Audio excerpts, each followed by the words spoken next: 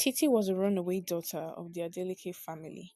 She had left home because she was tired of her supposed controlling parents. She wanted freedom, and that was something she couldn't get while staying with them. So one day, she picked her bags, left home, and didn't look back.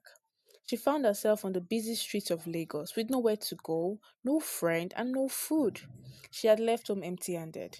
Regardless of the situation, Titi refused to go back home. She wanted to prove to her parents that she could survive without them. Titi spent her first night in Lagos in front of a shop where she slept till the next morning. In the morning, the owner of the shop came and saw Titi sleeping in front of her shop. The woman was surprised and hastily woke Titi up. Titi got up frightened and scared. Who are you? The woman asked. Titi explained herself to the woman. Unfortunately for Titi, the woman didn't chase her but rather allowed her into her shop. The woman who later introduced herself as Madame Bilikisu told Titi to work for her by helping her sell bread on the streets. Titi was desperate and had no choice, so she accepted. And that very morning, work began. Titi got the bread from the bakery and began walking from street to street selling the bread. She didn't find it easy, but she didn't complain. After all, it was the path she chose. Titi returned in the evening after selling all the bread. Madame Bilikisu was proud and gave Titi 500 naira as commission, and that was how Titi bread selling story began. 3 months later, Titi was still selling bread for Madame Bilikisu. She had managed to get a place to stay somewhere in the ghetto and was also a well-known bread seller. Even if that would count for progress, Titi wasn't happy. She didn't like the life she was living. She wanted more, and she craved for the big girl life.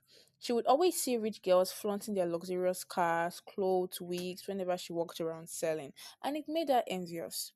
One fateful day, Titi was selling as usual when a man in a white Mercedes stopped her. Fine girl, how are you? He asked.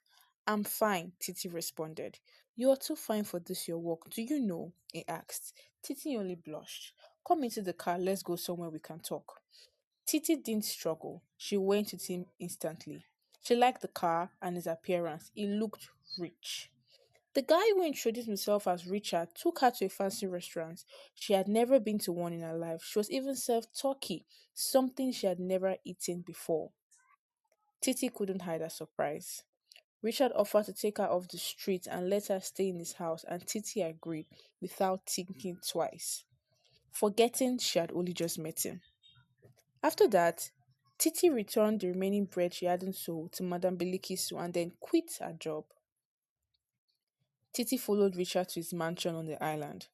The next day, Richard got Titi expensive bags, clothes, jewelry, and even wigs. She was surprised. It was like all her dreams had come true. She couldn't believe how her life changed in an instant. Not too long after that, the two started dating. Richard even introduced her to his friends who often called her our wife. Life was going really well. One day, Richard asked Titi to help him with his job. He said he needed help talking with an international investor, and Titi accepted. He gave her a paper consisting everything she needed to say.